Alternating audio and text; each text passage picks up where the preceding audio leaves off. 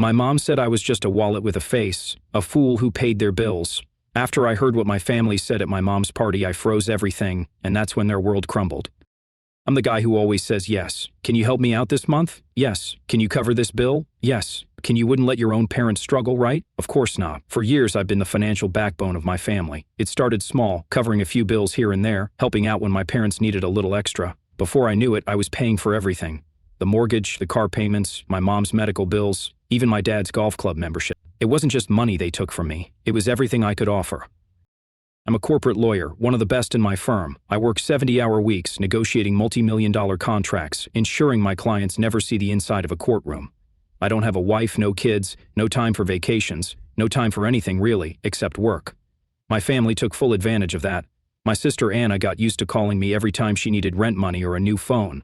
My cousin Mark, who ran a struggling construction company, had me handling his legal work for free. Contract reviews, settlements, lawsuits. Even my parents relied on me for everything. I drafted their wills, negotiated a better deal on their insurance, and got my dad out of trouble after he crashed into someone's car. When my mom was finally ready to retire, I made sure she wouldn't have to worry about anything. I paid off their house, cleared all their debt, and even surprised them with a brand new luxury car because my dad had always wanted one but could never afford it. I thought, just this once, maybe they'd be proud of me. Maybe I'd be more than just their personal ATM. I was wrong. The humiliation came at my mom's retirement party, which I organized at a high-end restaurant with live music and over 100 guests, family, friends, former colleagues. I handled everything, the food, the venue, even a slideshow of her career highlights. At some point during the night, I stepped outside to take a call from a client. When I returned, I heard my mother's voice coming from the hallway near the restrooms. I wasn't trying to eavesdrop, but then I heard my name. "Ethan actually thinks that just because he pays for everything it makes him important," she said. I froze. "Well, you did say he's so naive," my Aunt Linda laughed, her tone dramatic. "Of course he is. We raised a fool who thinks he's important just because he pays our bills," my mom added. Laughter followed, casual, effortless, like they were discussing the weather. "Well, at least he's useful," my dad chuckled. "He brings in the money and free legal work," my cousin Mark added. "Not the worst fool to have in the family." I stood there, numb. A fool, and all I was to them. Not a son, not a brother, not family. Just some idiot willing to hand over his money and skills without question. In that moment, something inside me snapped. I walked back into the banquet hall, heart pounding, head spinning. The party was still in full swing, guests laughing and drinking, completely oblivious to the fact that everything had just changed. I headed straight for my table, pulled out my phone, and right there, in front of everyone, I opened my banking app. "What are you doing?" Anna asked, frowning. I canceled every automatic payment tied to their accounts: mortgage, utilities, car payments, insurance. Gone. "All done," I said, slipping my phone back into my pocket. "What do you mean, all done?" my dad asked, setting down his drink. I exhaled slowly. "It means you're on your own now." My mother's smile vanished. "Ethan, stop being dramatic," she said, her voice sharp. Dramatic. I let out a short laugh. "No, this is long overdue. You think I'm naive for paying your bills? Fine. Let's see how you like paying them yourselves." The room went silent. "Ethan, you can't be serious," Aunt Linda said, nervously chuckling.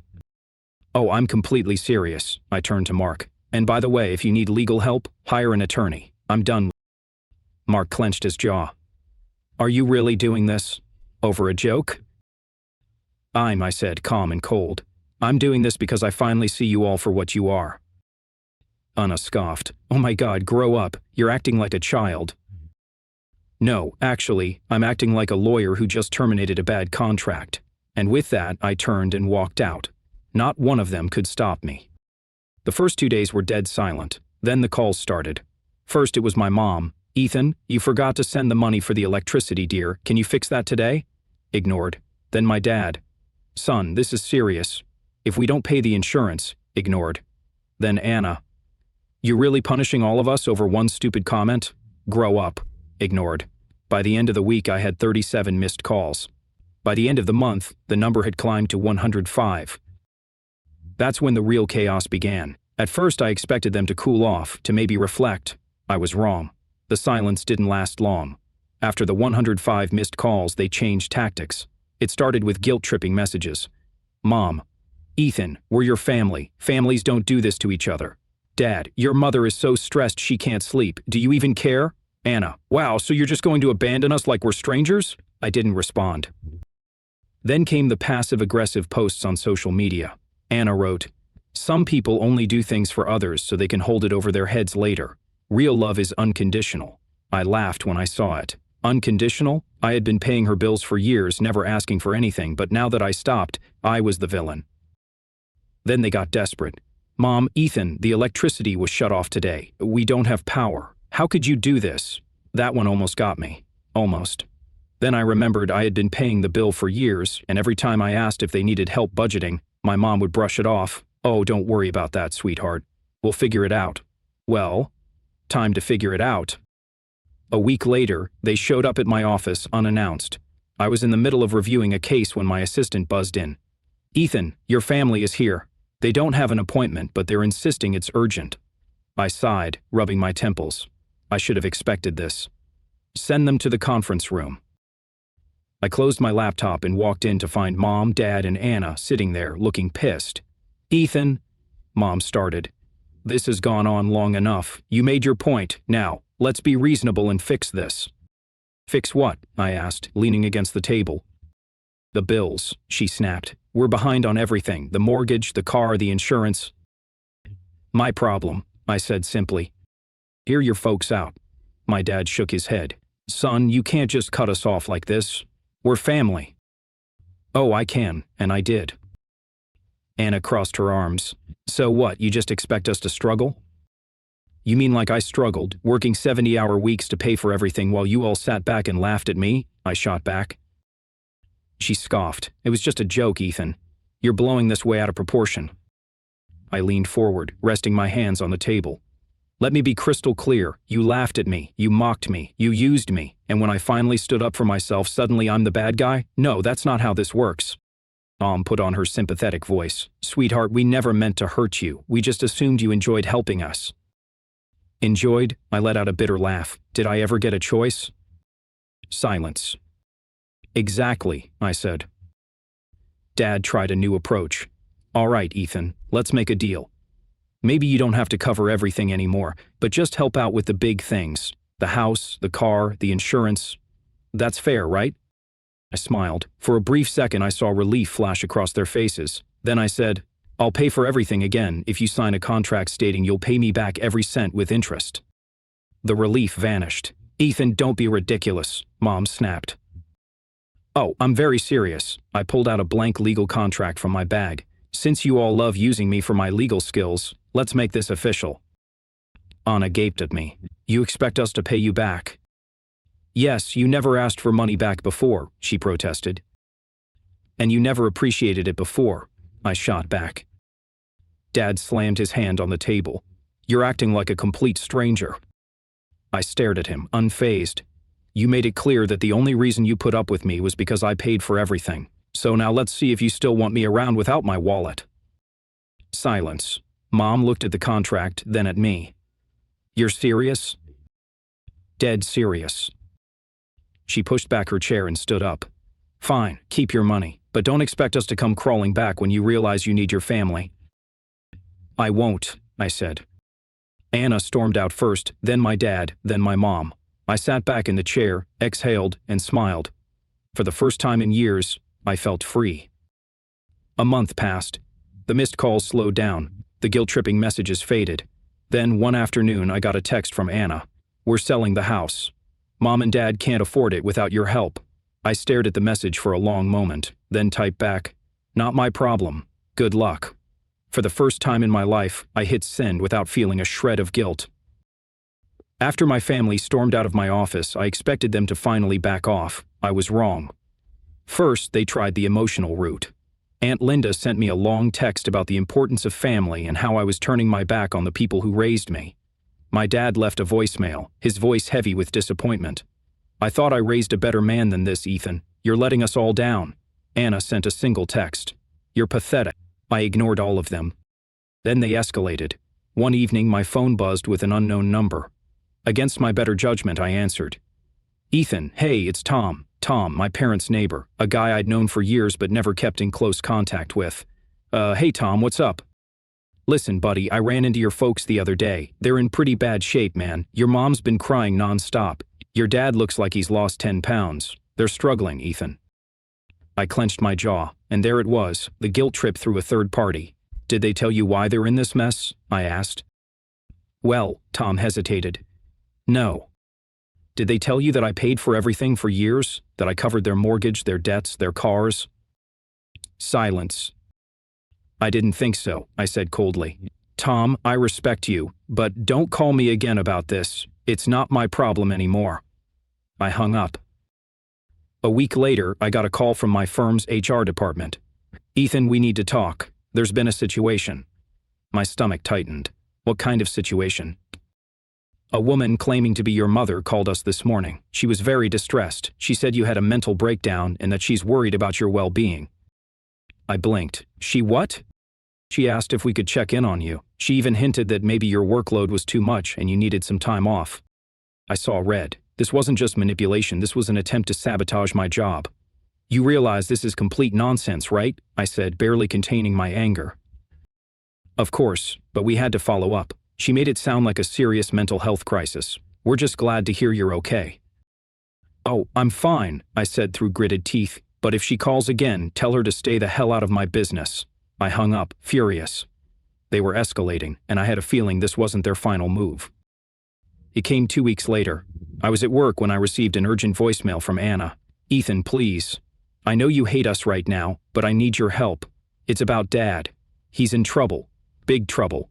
Please, just call me back. I didn't trust it, but a small part of me, the part that still cared, made me call her back. She picked up immediately. Ethan, her voice was shaky, like she had been crying. What's going on? Dad, he got involved in something bad. He borrowed money from the wrong people, loan sharks. They're threatening to take the house. I pinched the bridge of my nose. Anna, cut the crap. I'm serious. He didn't tell us until it was too late. They came to the house, Ethan. They said if we don't pay back $50,000 by the end of the month, they'll take legal action. My blood ran cold, not because I believed her, but because I knew this was a scam. As a lawyer, I know how real loan sharks operate. They don't send legal notices. They don't threaten lawsuits. They use fists, not lawyers. And $50,000? That was exactly the amount I used to send my parents annually to cover all their bills. It was too perfect. Put Dad on the phone, I said. He's not home right now, she said quickly. Anna, I want to hear it from him. I can't, he's too stressed to talk. That confirmed it. Nice try, I said coldly, but you're a terrible liar. Ethan, I swear this is real. Oh really? What's the name of the lender? It's First Capital Lending. I laughed. That's a real bank, Anna, not a loan shark. Silence. You just made that up, didn't you? I said. I don't bother. This is the sloppiest scam I've ever seen. At least put some effort into it next time. Ethan, please. Good luck paying that debt without me. And I hung up. That was it, the final straw. I blocked their numbers, changed my email, and even told my law firm's receptionist not to accept any calls from my family. For the first time in my life, I felt free. A week later, I got one final message from my mother. We're selling the house. Hope you're happy. I stared at the text for a long moment, then typed back, I am. And I never looked back. Cutting them off should have been the end of it, but people like my family don't just give up. At first there was silence, no texts, no calls. It had been weeks since the loan shark scam, and I figured they had finally realized I wasn't coming back. Then I got a call from Uncle Ray. I hesitated before answering. He wasn't someone I spoke to often, just a distant relative who lived in another state. Ethan, hey, it's Ray. Hey, Uncle Ray, what's up? Look, I hate to get involved in family business, but your mom called me. She's saying you abandoned them. I rolled my eyes. Did she also tell you I paid for everything for years? She may have left that part out. Figures. Ethan, I don't want to take sides, but they're really struggling. I mean, they're losing the house. Your dad's a mess. Anna's barely keeping things together. He sighed. I get it, kid. I really do. But you know, family is family. I clenched my jaw. Is that what she told you? That I just abandoned them out of nowhere? Silence. Ray, let me save you some time. I paid off their debts. I covered their mortgage. I even bought them a luxury car. And do you know what I got in return? What? They laughed at me behind my back, called me a fool, said the only reason they put up with me was because I paid for everything. Another silence. Then Ray cleared his throat. Yeah, she definitely left that part out. So, no, Ray, I'm not paying another cent. Fair enough, kid. I won't bother you again. Click. One by one, they were losing allies. 2 months passed. Their house officially foreclosed, the luxury car was repossessed, and Anna's business was folding. They were finally feeling real consequences. Then, out of nowhere, I got an email from an unknown sender with the subject line, "Are you sure you want to do this to your own mother?" I almost ignored it, but curiosity got the better of me. When I opened it, my stomach dropped. It was a GoFundMe page titled, "Desperate Mother on the Verge of Homelessness After Heartless Son Betrays Family." I felt a mix of rage and disbelief as I read through the description. After years of sacrificing everything for her children, our dear mother has been left abandoned by the one she currently cut her up, leaving her with nothing. Now she faces losing her home and needs your help. Attached to the post were old family pictures, ones where I looked happy, where I looked like the beloved son. They were now weaponizing them for pity money. At the bottom, $12,450, raised out of a $50,000 goal.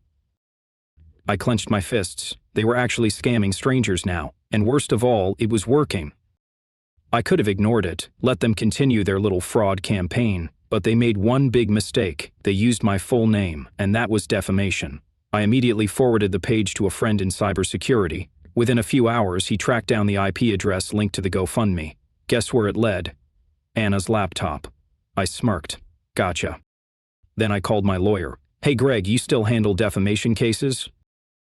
Always. Who's the target? My own family?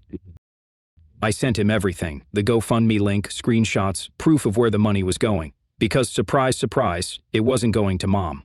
Anna had withdrawn almost $10,000 already. Greg whistled. Heck, Ethan, this is low, even for family. Yeah, well, they started this. I'm just finishing it.